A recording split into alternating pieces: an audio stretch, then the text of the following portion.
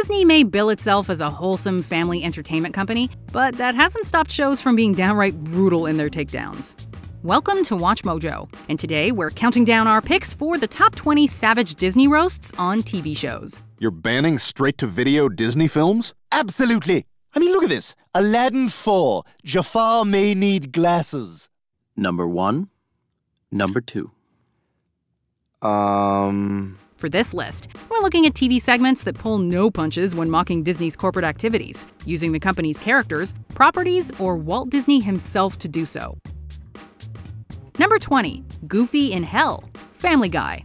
Writing an article on teenage girls, Brian tries to spy on Meg from a ladder outside her room, but Stewie warns him not to fall, as not all dogs go to heaven. Brian, what are you doing up there? Shh! I'm writing an article on teenage girls for a magazine. I'm studying Meg to see what goes on during her day. Well, be careful you don't fall off that ladder. Not all dogs go to heaven. Leaving nothing to the imagination, a cutaway reveals that famed Disney dog Goofy is in hell. So, says here you're involved in the plotting of September 11th? Why? Apparently, he was involved in the 9/11 attacks, and Goofy happily confesses to it in his familiar southern drawl. That's what they get for supporting Israel. Yuck, yuck, yuck, gosh. Once again drawing on the anti-Semitic rumors surrounding Walt Disney, Goofy tacks on his distaste for Israel. The real kicker, though, is when Goofy does his characteristic holler as he's pushed into the eternal pit of fire. Okay, into the eternal pit of fire you go. Number 19. New Corporate Overlords. The Simpsons. If you can't beat 'em, buy 'em. I, for one, salute our new corporate overlords. That seems to have been Disney's plan with several major media franchises. It's not something that was lost on the team behind The Simpsons when Disney bought their parent company Fox and then made everyone's favorite dysfunctional cartoon family a centerpiece of the Disney Plus promotional campaign. I don't wanna, I'm not gonna, you can't make me. Put on the ears, boy. In an ad, Homer praises their new corporate overlords as he and his unimpressed family are surrounded by statues of then Disney chairman Bob Iger and Darth Vader. He insists his family praise their new bosses, even when Dumbo falls from the sky and crushes him. What's up? Now that's some brand loyalty. Number 18. A place Disney supported. Family Guy. Family Guy clearly has no problem bringing up Walt Disney's rumored anti-Semitism. While this usually happens as one joke in a larger segment, this cutaway gag bluntly gets right to the point. Why should I trust you? You're always tricking me into going places I don't wanna. It starts with Peter telling Lois that she always tricks him into going places he doesn't want to go. You said we were going to a place Walt Disney built. No, Peter, I said supported. Cut to the couple standing outside of Auschwitz concentration camp with Peter dressed for Disneyland. Lois then says that the infamous Nazi camp was not a place Disney built, where Peter thought he was going, but rather one Disney supported. By the way, don't go on the train ride. Number 17. Disneyland. Mad TV. Working in the Magic Kingdom or any Disney park may not be the easiest job in the world, but this Mad TV segment takes things to a whole new level. Okay, listen, I'm not supposed to tell you this, but, all right, there's 11 Mickeys in the park. And the next one is scheduled to... Oh my God, this woman's been shot! A tour guide is shot by a sniper for almost revealing the existence of more than one Mickey Mouse to a park guest, and is replaced by a robot. I'm happy! Disneyland is the happiest place on earth!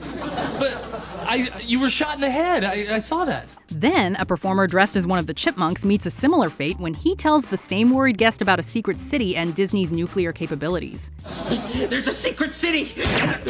Reanimating dead bodies! They have nuclear capability! Tweedledum, Tweedledee, and a marching band cover up these murders, as well as Walt Disney's frozen head, which floats around the park. Number 16. Copyright expired. The Simpsons. It's no secret that Disney is very protective of its property. If your product invites too much comparison to the Disney brand, a lawsuit is likely on the horizon. So when Principal Skinner uses the slogan "the happiest place on earth" for the school carnival, Disneyland threatens to sue Springfield Elementary. The happiest place on earth is a registered Disneyland copyright. Well, gentlemen, it's just a small school carnival. And it's heading for a great big lawsuit. What Disney's lawyers don't realize is that Skinner was a Green Beret in the United States Army. Before a legal battle can ensue, Skinner commences a literal battle that leaves the lawyer and one of his bodyguards whimpering on the ground. Another Disney minion attempts to get away, but Skinner sends him packing with a mouse-eared briefcase. Copyright expired. Of course, now that Disney owns The Simpsons, we shouldn't expect any more copyright wars. Number 15, Minnie Models, Family Guy. While there are many problematic elements of Walt Disney's legacy, some rumored and some proven, the studio founder running a sketchy casting couch is not one of them. At least not as far as we can tell. Peter, creating art takes a lot of training and technique. All the great artists I knew took classes. Even Walt Disney? That didn't stop Seth MacFarlane from using Disney in an early season cutaway gag to make a joke about male Hollywood executives exploiting female talent. Do I have to? You want to be a star, don't you? Then take it off! After Brian tells Peter that all the great artists he knows took classes, we cut to Minnie Mouse asking Disney if she really has to get naked. And he says she does if she wants to be a star. She strips, and he proceeds to get excited as he draws her naked. Number 14, It's a Tiny World, Family Guy. In order to bond with Stewie, Peter does the one thing guaranteed to get a child's approval. He takes him to Disney World. We just sat on a plane for 3 hours to come to Florida, God's waiting room, for who knows what. Oh, Disney World! Disney World! Disney World! I want to go to Disney World! And naturally, Stewie's over the moon about it. This gives the show's writers ample opportunity to make fun of Disney as much as possible.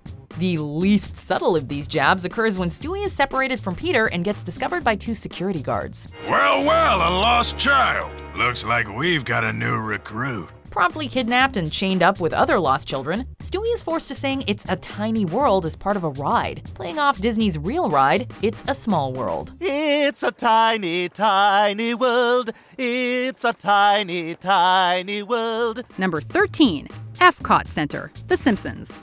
Let's be honest, if you're gonna visit a Florida theme park, Epcot probably isn't top of the list. The Simpsons' Epcot Center does little to distinguish itself from Epcot, with its signature structure being a large geodesic sphere. Homer is bored from the second they fly over the park, which is advertised as the place you go when everything else is booked. The park's vision of the future apparently hasn't been updated since the late 60s, and it really shows. The world of tomorrow. Don't walk, fly in your personal Eastern Airlines air buggy. Eventually, Homer decides to make a break for Disney World, although he is horrified to learn that the churros are $14. Step away from the wall! Step away from the wall! As many jabs as the episode takes at Epcot, the writers have to admit that Disney parks do have some incredible restaurants. Number 12, Mickey Mistreatment, South Park. In the world of South Park, Mickey Mouse isn't just a mascot for Disney, he is the boss. And when an employee steps out of line, he is not above getting personally involved. Who here thought they had permission to say anything critical of Chinese politics? In this episode, someone has been bad-mouthing the Chinese government.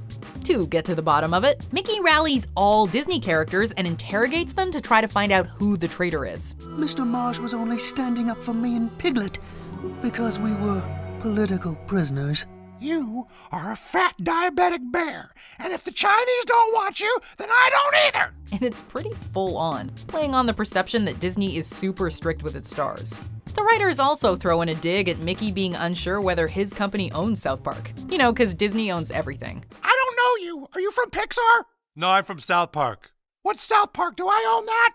No, not yet, sir. Number 11, Itchy the Lucky Mouse, The Simpsons.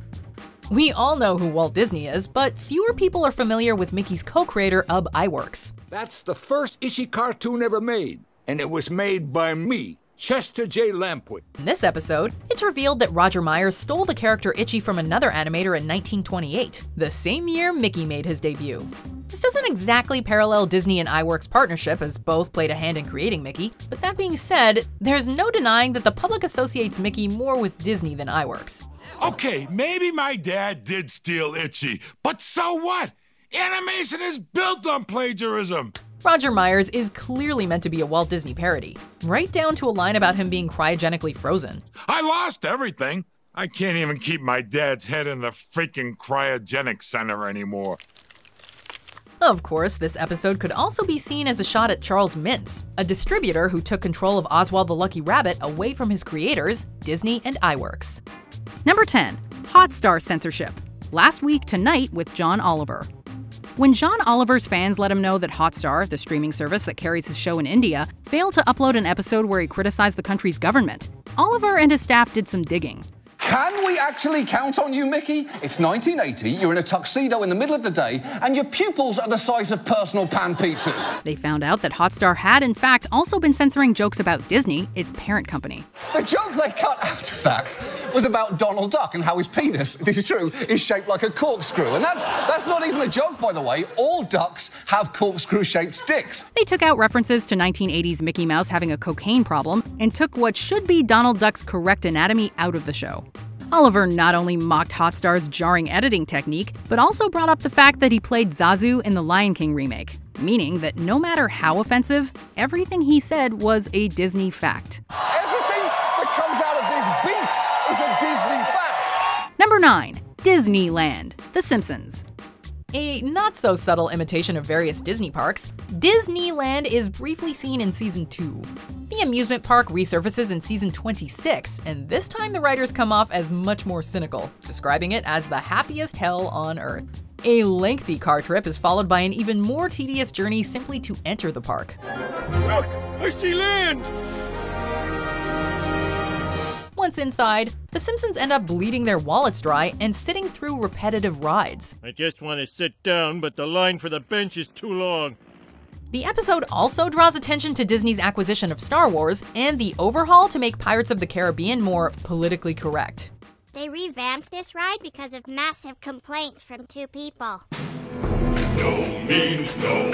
We know now. A Springfield-themed area is currently located at Universal Studios, but it'll be beyond ironic if Simpsons attractions start popping up in Disneyland later down the line. Number 8. Same old heroine, Animaniacs. If you're gonna accuse most Disney movies of being formulaic cash grabs, why not do it with a parody of a typical Disney princess song? You feel like this is deja vu, a girl who thinks that she wants more. The music starts, you find that you are humming. That's what 90s cartoon series Animaniacs did during the height of the Disney Renaissance. Just a rerun heroine. The number visually references The Little Mermaid, Beauty and the Beast, and Aladdin, and even name-checks Pocahontas, which the larger segment the song appears in is parodying by having the film's name appear on money. With the same old heroine. The song even asks, in the voice of a Disney exec, "We have got your $7. Why should we try something new?" Our formula, that's called entertainment. Number 7. Mickey puts the Jonas Brothers in their place. South Park. For this entry, we are back with Mickey Mouse and his totalitarian way of running Disney, at least within the world of South Park.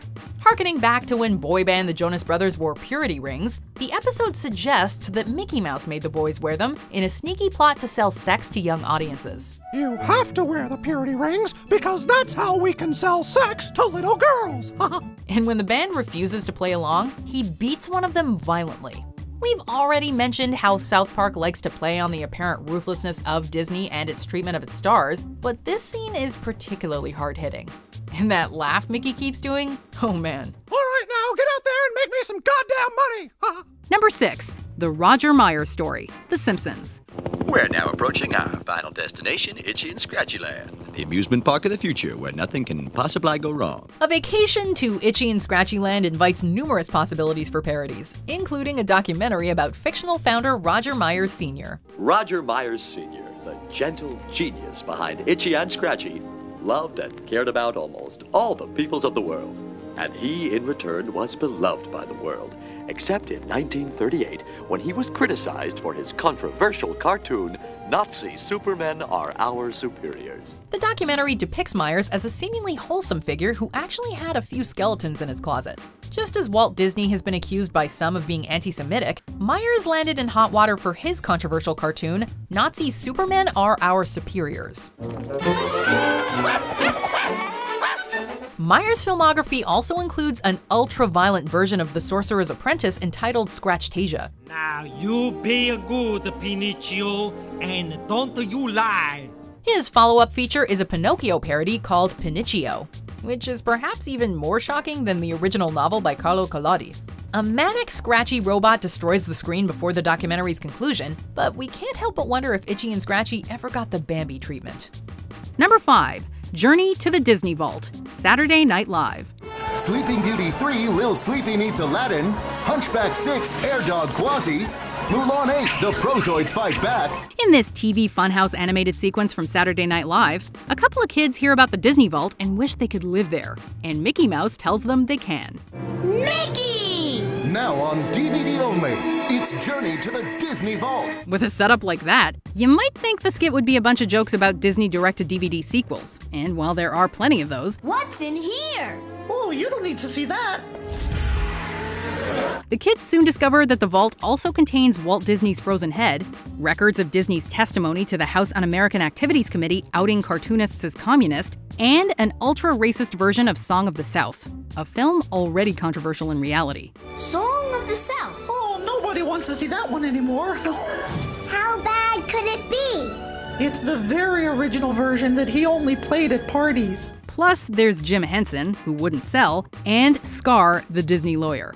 You children know too much. You must stay in the Disney Vault forever. No! Number 4. Fievel Mouskowitz, Family Guy.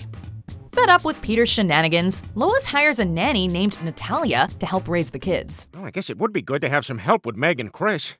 And Stewie if he's ever found. Tough, brawny, and stereotypically Eastern European, Natalia turns out to be a Belarusian assassin. When confronted by Stewie, Natalia claims to be doing her job in pursuit of Russian expatriate Fievel Mouskowitz, the protagonist from Don Bluth's An American Tale. Okay, Natalia, level with me. Why are you really here? I have been sent to neutralize liberal Jewish dissident Fievel Mouskowitz. Huh? Well, the only mouse in this neighborhood is our innocent neighbor, Frank Maxwell. Mouskowitz appears, claiming to be named Frank Maxwell, and nervously gets into his car, which then explodes, though Natalia denies responsibility. I'm just regular old Frank Maxwell, and I'm very late for work. Good day, ma'am. Well, who should be lurking around the corner but Mickey Mouse, who sarcastically laments the Jewish mouse's bad luck, playing on Walt Disney's rumored anti-Semitic views, and the fact that Bluth once worked for Disney. Number 3. Randy Marsh confronts Winnie the Pooh, South Park. And you thought we were done with Mickey Mouse mercilessness? Of course not. So what if we took their side then? What if we showed China that we understand how they feel to be made fun of on the internet? When Mickey blames Winnie the Pooh for jeopardizing a deal with China, Randy is sent to take Pooh out. The brutal scene consists of Randy luring Pooh down an alley with some honey and then graphically strangling him. I would like to share, Piglet. Perhaps I will share. In just a few more slurps, I can. Again, this is another moment targeting the lengths to which Disney allegedly goes in order to keep business running as usual. Yeah, but I can't sell my soul like this. I want to get away from that farm, more than anything. But it's not worth living in a world where China controls my country's art. But why did it have to be Pooh? South Park has never shied away from shocking imagery, but this really pushed the envelope. Number 2. Simba, The Simpsons. When the late Bleeding Gums Murphy appears to Lisa in the sky, it's hard not to think about Mufasa's heavenly message to Simba. That was for you, Bleeding Gums. You've made an old jazz man happy, Lisa. You must avenge my death, Kimba.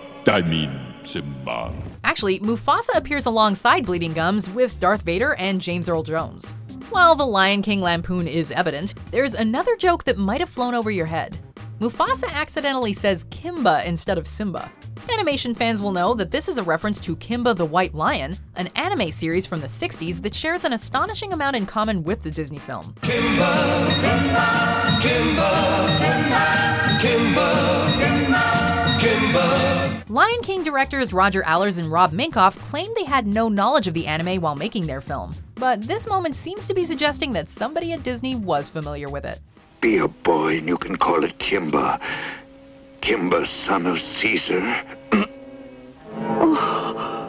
Before we continue, be sure to subscribe to our channel and ring the bell to get notified about our latest videos. You have the option to be notified for occasional videos or all of them. If you're on your phone, make sure you go into your settings and switch on notifications.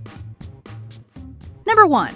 Brian and Stewie visit the Disney universe. Family Guy.